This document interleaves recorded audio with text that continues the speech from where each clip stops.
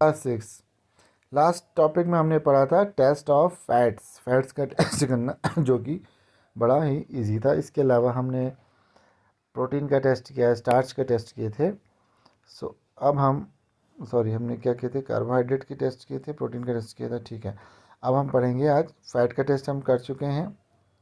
अब हम पढ़ेंगे various nutrients do what do various nutrients do for our body. जो हम न्यूट्रिएंट्स ले रहे हैं हमारी बॉडी में करते क्या हैं, आखिर हम इसको लेते क्यों हैं। सबसे पहले आता है, इंपॉर्टेंट भी है, carbohydrates. Carbohydrate mainly provides energy to our body. So what is the work of carbohydrates in our body. तो हमारी बॉडी में कार्बोहाइड्रेट का काम क्या है, प्रोवाइड्स एनर्जी। फैट्स भी हमको एनर्जी देते हैं। इनफैक्ट फैट जो हमको कार्बोहाइड्रेट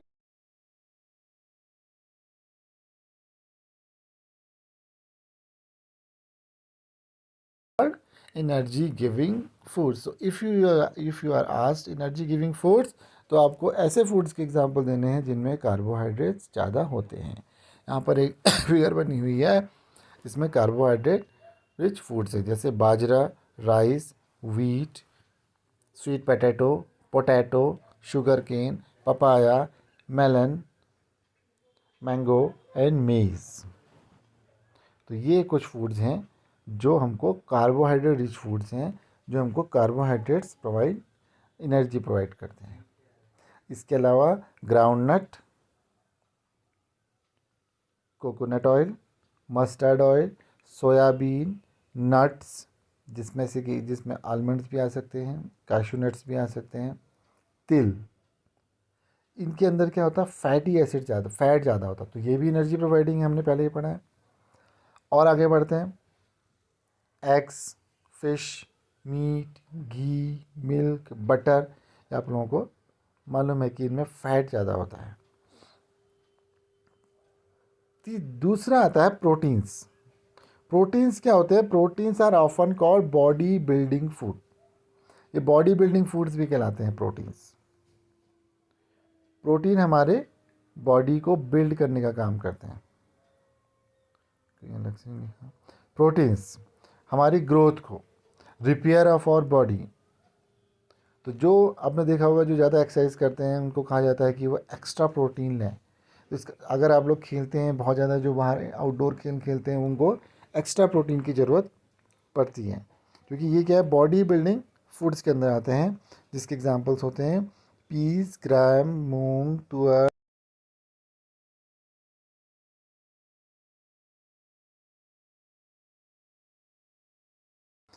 और अच्छे रिच प्रोडक्ट्स में आता है आपका पनीर, मिल्क, इनमें भी रिच प्रोटीन्स होते हैं, और eggs.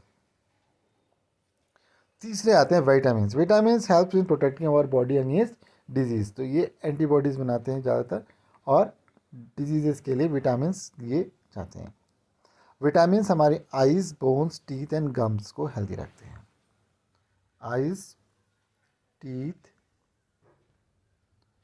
Eyes, bones, teeth and gums को हेल्दी रखते हैं। Vitamins are of different kinds. जो मेन फाइव पार्ट्स में उनको डिवाइड करेंगे। इसके अलावा इनकी और सीरीज़ भी होंगी जो कि थोड़ी कॉम्प्लेक्स होंगी, कॉम्प्लेक्स सीरीज़ कहलाती हैं, जो विटामिन बी की होती हैं। मोस्टली हमारे पास जो विटामिन होते हैं, vitamin A, C, D, E and K. There is also a group of vitamin call vitamin B complex.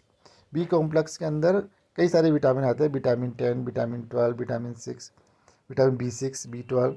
सो ये टाइम टू टाइम इनकी ज़रूरत होती है।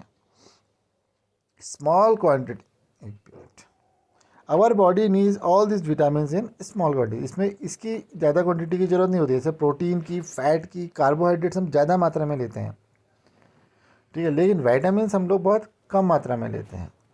विटामिन हम लोग, जैसे आइज़ को, स्किन को हेल्दी रखने के लिए विटामिन सी का यूज़ किया जाता है।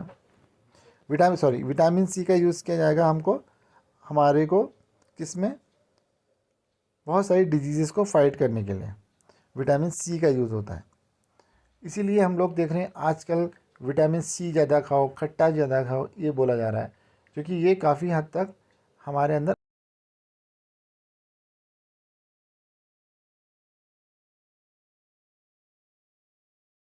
कल बोला जाता है कि विटामिन सी लें ज़्यादा मात्रा में, नींबू लें। विटामिन ए हमारे स्किन और आइज़ को हेल्दी रखता है। विटामिन डी हमें कैल्शियम्स एंड बोन्स। अब कैल्शियम का क्या मतलब, कैल्शियम एक्चुअली में कैल्शियम हमारी बॉडी में इजीली डिज़ोल्व नहीं हो पाता है, एब्जॉर्ब नहीं होता है, तो विटामिन डी जो है वो कैल्शियम को एब्जॉर्ब कराने का काम करता है। अगर हम खाली विटामिन कैल्शियम लेते रहेंगे तो वो हमको नुकसान करेगा, हमारे स्टोन्स बना देगा, पथरी जिसे कहते हैं वो बना देगा। तो उसको डिज़ोल्व होना ज़रूरी है, एब्जॉर्ब होना भी ज़रूरी है प्रॉपर। उसके लिए हम लोग उसके साथ में एक सप्लीमेंट यूज़ करते हैं जिसका नाम है विटामिन डी। जो फूड इन विटामिन में रिच होते हैं, जैसे विटामिन ए के हैं papaya, carrot, mango, milk and fish oil. Fish oil यानी कि कॉड लिवर ऑयल जो हमने पहले पढ़ा था, उसमें काफ़ी मात्रा में विटामिन ए होता है, फिश ऑयल। ठीक है, दूसरा आता है विटामिन डी। विटामिन डी के लिए लीवर, राइस एंड वीट, इसमें विटामिन डी मिलता है। विटामिन सी के लिए आपको मालूम है खट्टा कुछ भी, आंवला, lemon, green chilli. Green chilli में भी काफ़ी विटामिन होता है, गुआवा, टोमेटो एंड ऑरेंज। और vitamin D liver, egg, fish, इन सब में विटामिन डी पाया जाता है। अब आओ, हमारी बॉडी को विटामिन डी इसके अलावा सनलाइट से भी मिल जाता है। इसीलिए आप आजकल बच्चे क्या हो रहे हैं, ज़्यादातर घरों के अंदर रहते हैं।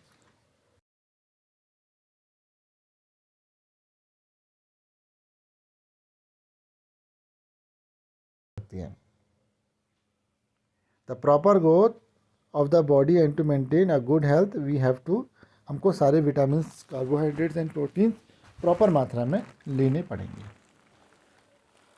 अब ऐसा नहीं है कि इनमें से जो हमने कहा कि फॉर एग्जांपल मिल्क है कि milk is a good source of protein, नहीं। एक ही पौधे में कई तरह के, कई चीज़ों के सोर्स हो सकते हैं। मिल्क के अंदर प्रोटीन तो होता ही अच्छी मात्रा में, लेकिन इसमें विटामिन भी बहुत सारे होते हैं। ठीक है, तो एक ही फूड के अंदर कई तरह के न्यूट्रिएंट्स के सोर्सेज हो सकते हैं।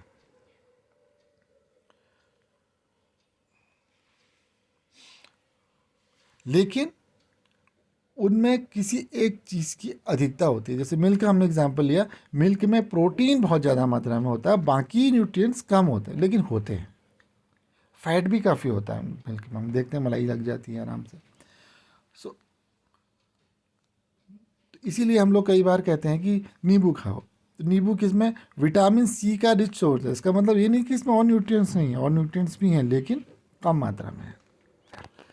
इन न्यूट्रिएंट्स के अलावा हमको किसकी ज़रूरत पड़ती है, डाइटरी फाइबर की ज़रूरत पड़ती है और वाटर की ज़रूरत पड़ती है। डाइटरी फाइबर का दूसरा नाम याद रखेंगे बिल्कुल, dietary fibre is also known as roughage. Roughage is mainly provided by plant produces in our food. जैसे होल ग्रेन्स हो गए, pulses, potato, fresh food, vegetables, ये सब रफेज के एग्जाम्पल है। रफेज का मतलब हो गया फाइबर्स। फाइबर्स बहुत ज़रूरी है। दिस ऑल्सो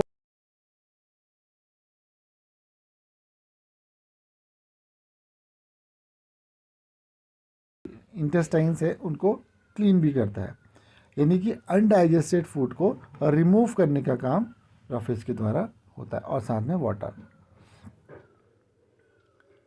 इसके अलावा कुछ और पौधे हैं, ये हमारे प्लांट्स हैं, जैसे जिंजर है, ठीक है, फिश है, क्रैब है, ये सब, ये रिच सोर्स ऑफ क्या है, सॉल्ट है, रिच सोर्स ऑफ आयोडीन है। फॉस्फोरस के रिच सोर्सेज पूछे जाएंगे तो ये मिनरल्स आ गए। अब पहले हमने पढ़े थे विटामिन्स, अब हम पढ़ रहे हैं मिनरल्स। ठीक है, और आयरन के सोर्सेज मालूम है तुमको, ये आपका स्पेनिच यानी कि पालक, लीवर जो हमने पहले भी पढ़ा था, एप्पल, गुआवा, इनमें आयरन बहुत होता है। ये कैल्शियम के सोर्सेज हैं। मिल्क एंड, अब हमने कहा था मिल्क प्रोटीन का भी अच्छा सोर्स है, मिल्क कैल्शियम का भी अच्छा सोर्स है, ठीक है। एंड एग्स, ये मिल्क और एग्स जो हैं इनको वैसे होल फूड भी माना जाता है, यानी कि इसमें करीब करीब सभी विटामिन्स एंड मिनरल्स अच्छी मात्रा में पाए जाते हैं। यानी कि दूध अगर हम पीते हैं या अंडा हम रोज़ जो खाते हैं तो हमको अच्छा न्यूट्रिएंट्स एक साथ मिल जाता है। वाटर हेल्प्स, हमारी बॉडी को न्यूट्रिएंट्स को एब्जॉर्ब करने में वाटर हमको हेल्प करता है। It also helps in growing up some waste from the waste out from our body in terms of urine and sweat. Normally we get most of the water that our body needs from liquids we drink such as water, milk, tea. We add water in most cooked food. Let us see here. तो ये हम लोग देखते हैं किस तरह से ये करते हैं। तो हमारा मेन